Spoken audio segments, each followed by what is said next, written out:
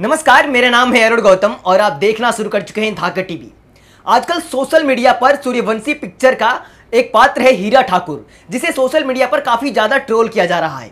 इसकी वजह है ज्योति मौर्य और आलोक मौर्य। इन दोनों की प्रेम कहानी आज हर किसी की जुबान पर है। बहुत सारे लोग ज्योति मौर्य को गलत बता रहे हैं, तो वहीं पर कुछ लोग आलोक मौर्य को भी गलत बता रहे हैं।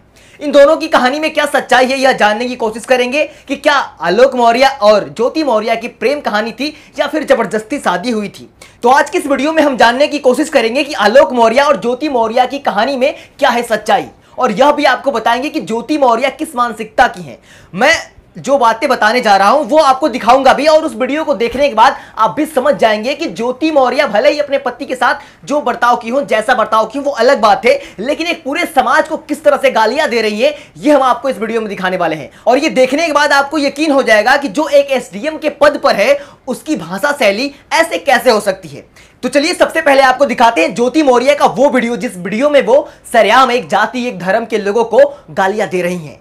जो अपने सास ससुर की कैसी इज्जत करती हैं वो खुद उस वीडियो में, वायरल वीडियो में सबको सुनने को मिल सकता है। तो आइए सबसे पहले वीडियो देखते हैं, फिर खुद ही समझ जाएंगे आप क्या है पूरी कहानी। जमींदार खानदानी लोग हैं मेरे घर वाले, तेरे माँ बाप की तरह भंगी नहीं है, स्वीपर। अच्छी बात है, कोई बात नहीं, बोले जितना बोलना है। भंगी की औलाद है? हाँ, मैं भंगी की औलाद है, तो तो भंगी क्यों की आया औलाद बोला? है? क्यों आए भंगी के पास? भंगी की औलाद क्यों आई? पता नहीं था ना। इन्हीं सारी बातों पर विस्तार से बताएंगे हमारे साथ राहुल नागपाल जी। तो सबसे पहले आप उनकी बातें सुनिए, समझ जाएंगे कि आखिर कसूर किसका है। 2008 में एक शादी समारोह में आलोक मौर्य और ज्योति मौर्य की मुलाकात होती है। आलोक मौर्य अपने मामा के यहाँ एक शादी समारोह में गए हुए थे, वहीं पर ज्योति मौर्य भी आई हुई थी और दोनों में मुलाकात होती है। दोनों के फ़ोन नंबर एक्सचेंज होते हैं और दोनों उस समय पढ़ाई कर रहे थे, तैयारी कर रहे थे नौकरियों की, और अपने अपने घर चले जाते हैं। उस समय एक स्कीम चल रही थी, मोबाइल कंपनियों ने स्कीम चला रखी थी कि अगर आप एक ही कंपनी के 2 मोबाइल लेते हैं तो एक दूसरे पर फ़ोन करना फ्री होता था। तो अक्सर उस समय के गर्लफ्रेंड बॉयफ्रेंड जो प्रेमी प्रेमिका थे वो इस प्रकार के मोबाइल खरीदते थे 2008, 2007, 2009 में, कि जो एक नंबर पर आना जाना यानी इनकमिंग और आउटगोइंग फ्री होती थी। तो ज्योति मौर्य और आलोक मौर्य दोनों इस प्रकार से एक फ़ोन खरीदते हैं और दोनों में प्यार हो जाता है। रात रात भर दोनों बात करते हैं, और जब प्यार परवान चढ़ता है तो 2010 में बिना किसी परवाह के दोनों अपने अपने परिवार को राजी करते हैं। हालांकि बताया ये भी जाता है कि जो ज्योति मौर्य का परिवार था वो बेहद गरीब था और वो शादी करने में उनके पास में धन या पैसा जो है वो नहीं था, शादी करने की स्थिति उनकी नहीं थी। लेकिन उधर आलोक मौर्य ने ज्योति मौर्य के परिवार से बात की और उन्होंने कहा कि हमें कोई दान दहेज नहीं चाहिए, आप शादी कर दीजिए। 2010 में आलोक मौर्य और ज्योति मौर्य की शादी हो जाती है, यानी लव मैरिज को अरेंज मैरिज करके दोनों की शादी कर दी जाती है। आलोक मौर्य जो है वो पहले तैयारी कर रहे थे, क्या बहुत सारे पदों पर उन्होंने अपना इंटरव्यू, अपना रिटन टेस्ट दिया, लेकिन कहीं सिलेक्शन नहीं हो पा रहा था।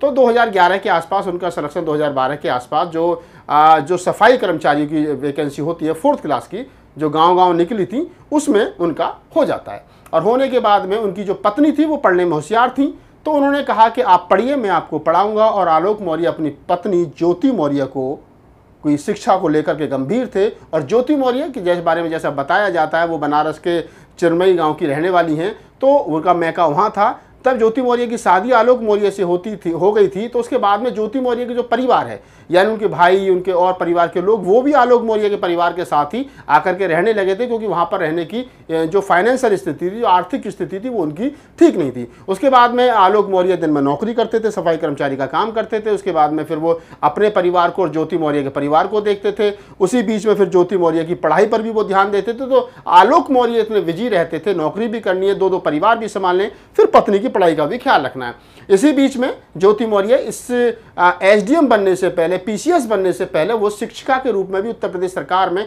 अपनी सेवाएं दे चुकी हैं। उन्होंने एक टेस्ट दिया था जिसमें वो एज ए शिक्षक नियुक्त हो गई थी। हालांकि उसमें कुछ कागजी गड़बड़ झाला उन्होंने किया था, ऐसा बताया जाता है, ऐसा जांच में पता चला है। लेकिन उस नौकरी को छोड़ने के बाद में जब 2016 में इनका सिलेक्शन पीसीएस में हो गया और ये पीसीएस नियुक्त हो गई, तो उसके बाद में फिर उससे पहले 2014 के आसपास इनके पास में जुड़वा 2 बेटियां जो है वो हो गई थी। तो जुड़वा बेटियों का भी भार आलोक मौर्य के कंधों पर था, 2 परिवारों का भी भार आलोक मौर्य के कंधों पर था, अपनी नौकरी भी करनी थी और साथ ही साथ पत्नी को भी पढ़ाना था। तो ये सारे परिवार को संभालते हुए ज्योति मौर्य को कहीं ना कहीं शिक्षित करने की जो जिद थी और ज्योति मौर्य में जो पढ़ाई के प्रति लगन थी उसको लेकर के आलोक मौर्य बड़े सजग थे, जिसके चलते उसका परिणाम भी मिला और 2016 में ज्योति मौर्य ने पीसीएस की जो परीक्षा है वो क्लियर कर ली और 2016 की वो पीसीएस अधिकारी हो गई। ज्योति मौर्य तमाम वर्तमान में अगर मैं कहूँ तो वर्तमान में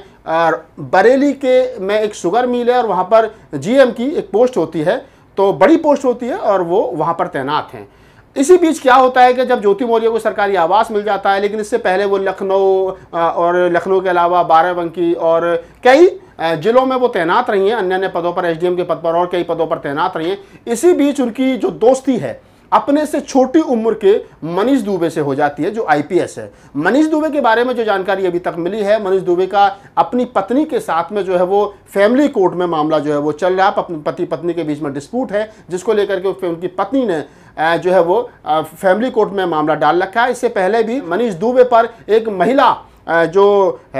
महिला ने उन पर यौन शोषण का आरोप जो है वो लगा रखा है और उससे पहले भी उन्हीं के विभाग में, क्योंकि मनीष दुबे के बारे में बताया जाता है कि वो गाजियाबाद में होमगार्ड होते हैं, होमगार्डों के वो कमांडेंट हैं। तो होमगार्ड एक महिला अमरोहा डिस्ट्रिक्ट की रहने वाली एक होमगार्ड महिला थी, जिन्होंने यौन शोषण की शिकायत उनके खिलाफ की थी कि उन्होंने मेरा यौन शोषण किया है या करने की कोशिश की है, कुछ इस प्रकार। तो इससे ये पता चलता है कि मनीष दुबे महिलाओं के प्रति जो है कहीं ना कहीं उनका व्यवहार ठीक नहीं है और सीनियर मतलब आईपीएस हैं, तो उनकी दोस्ती कहीं ना कहीं किसी ना किसी तरीके से ज्योति मौर्य के साथ में जो है वो हो जाती है और दोनों का प्रेम प्रसंग धीरे धीरे परवान चढ़ने लगता है। उधर जो आलोक मौर्य है वो अपनी नौकरी भी करते थे, उधर वो क्या नाम है अपने बच्चों की भी परवरिश करते थे और अपने परिवार को भी देखना था।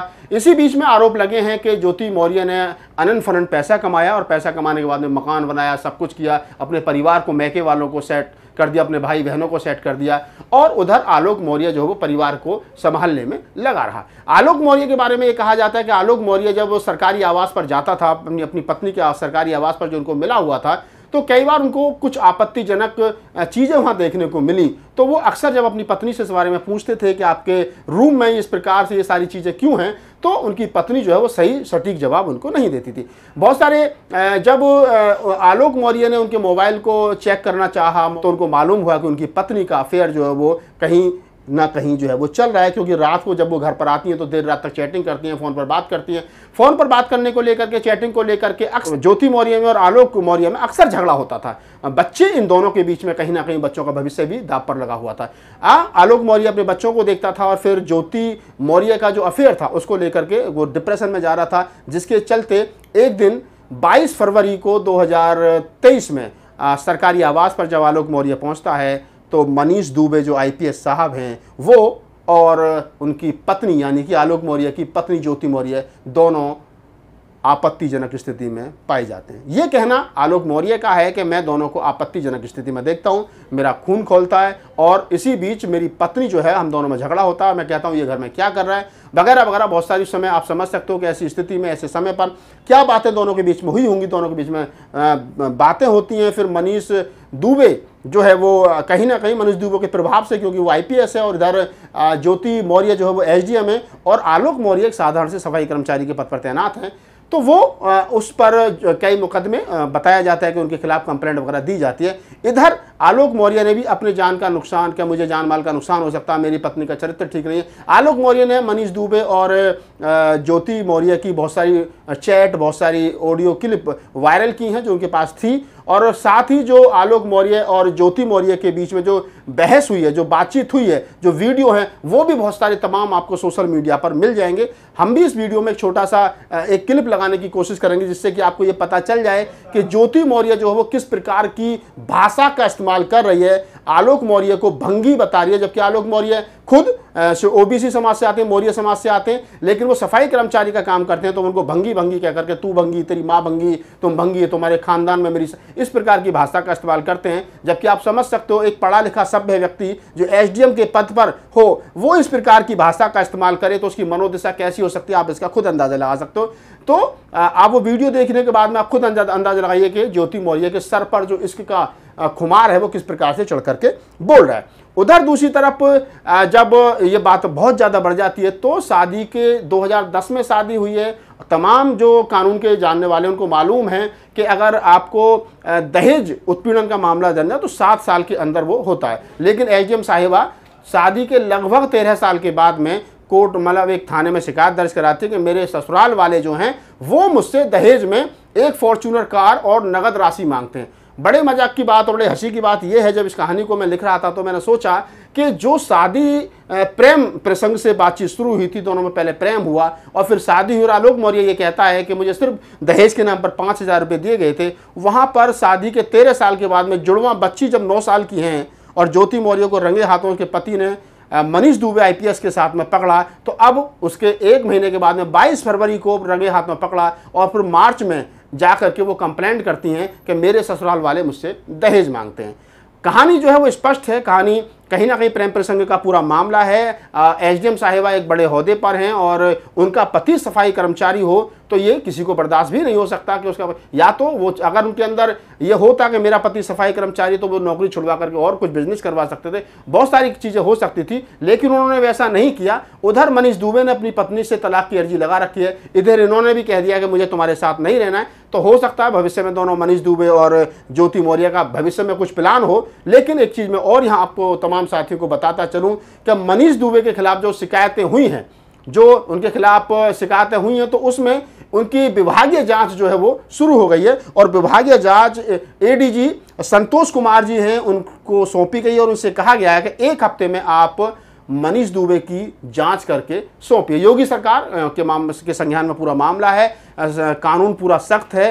होगा क्या भविष्य में नहीं पता, लेकिन मैं इतना जरूर कह सकता हूं कि कहीं ना कहीं इस पूरे मामले में 2 लोगों का सबसे ज़्यादा नुकसान है। एक तो वो 2 मासूम बच्चियां जो 9 वर्ष की हैं, जिनको ये नहीं पता है कि उनकी माँ क्या कर रही है और किस लेवल तक वो चली गई हैं, और उधर दूसरी तरफ वो आदमी कि जिसने बड़े सपने सजाए थे 4th क्लास की नौकरी करते हुए, सफाई कर्मचारी की नौकरी करते हुए, जिसने अपनी पत्नी को पढ़ाया लिखाया और एसडीएम तक बनाया। वो चाहता तो अपनी पत्नी को घर से बाहर नहीं निकलने देता, वो भी अगर उस प्रधान वाली उसकी सोच होती तो हो सकता है वो अपनी पत्नी को घर में रोटी और झाड़ू और पोछा करने के लिए रखता और 30-35-40 हज़ार रुपये जो सफाई कर्मचारी के रूप में मानदेय मिलता है उससे वो अपना घर चला लेता। लेकिन उसके अंदर भी कहीं ना कहीं ये लगी कि नहीं, महिलाएं पढ़ेंगी बढ़ेंगी तो अच्छी बात है, तो उसने अपनी पत्नी को पढ़ाया लिखाया और 13 साल के बाद में अब उसकी पत्नी उसके साथ किस तरीके का व्यवहार कर रही है ये आपके सामने है। सोशल मीडिया पर तमाम चीज़ें हैं। तो इस पूरी कहानी में, इस पूरे किस्से में 2 लोगों का सबसे ज़्यादा नुकसान है। एक उन 2 मासूम बच्चियों का, उनका भविष्य अंधकार में है, और दूसरी तरफ आलोक मौर्य जिसने अपने सपने सजाए थे। और आलोक मौर्य अभी भी कह रहा है कि मैं अपनी पत्नी को तलाक नहीं देना चाहता, मेरी पत्नी सही रास्ते पर आ जाए तो मैं, क्योंकि मेरे बच्चों के भविष्य का सवाल है, वो सही रास्ते पर और घर को चलाए। लेकिन निकट भविष्य में ऐसा दिख नहीं रहा है कि ज्योति मौर्य जो है वो इस प्रकार से किसी बात को मानने के मूड में है, क्योंकि जो वीडियो हमने उनका देखा है उसमें बेहद ही अपशब्दों का प्रयोग वो आलोक मौर्य के लिए कर रही हैं, और जिस भाषा का प्रयोग वो कर रही हैं मैं निसंदेह कह सकता हूं कि वो भाषा किसी अधिकारी की, किसी अफसर की नहीं हो सकती है। ये जो कहानी मैंने आपको सुनाई है इसमें हमने अपनी तरफ से कुछ नहीं जोड़ा है। ये कहानी वो है जो सोशल मीडिया पर ज्योति मौर्य और आलोक मौर्य और मनीष दुबे जो आईपीएस साहब हैं उनके बारे में सारी कहानी सोशल मीडिया से हमने जगह जगह से कलेक्ट की है, और तब ये पूरी कहानी हमने आप लोगों को बताने की कोशिश की है। अगर आपको ये हमारी वीडियो अच्छे लगे तो उसको लाइक कीजिए, शेयर कीजिए, कमेंट्स कीजिए और आगे बढ़ाइए। एक बात मैं यहाँ और बता देता हूँ, एक ट्रेंड और चल रहा है कहानी, एक बात और बहुत ज़्यादा ट्रेंडिंग में है कि जब से ज्योति मौर्य की बात सामने आई है तब से बहुत सारे पतियों ने अपनी पत्नियाँ शिक्षा जहाँ वो ले रही थी, जहाँ उनको तैयारी करवा रहे थे, उनको वापस बुला लिया। ऐसा नहीं है, हर एक महिला ज्योति मौर्य नहीं हो सकती। यहाँ कुछ महिलाएं, माता सावित्रीबाई फूले भी हैं जिन्होंने राष्ट्रपिता ज्योतिबा फूले ने अपनी पत्नी को पढ़ा करके और उनको देश की पहली महिला अध्यापिका बनाया था और महिलाओं के लिए स्कूल खोले थे, शूद्रों के लिए स्कूल खोले थे। तो इस देश के अंदर सावित्रीबाई फूले भी हैं, ज्योति मौर्य भी हैं। ज्योति मौर्य के मन मस्तिष्क में क्या था वो जाने, लेकिन किसी एक महिला से पूरे देश की महिलाओं का करैक्टर जज करना मैं समझता हूँ ये बेईमानी होगा। धन्यवाद।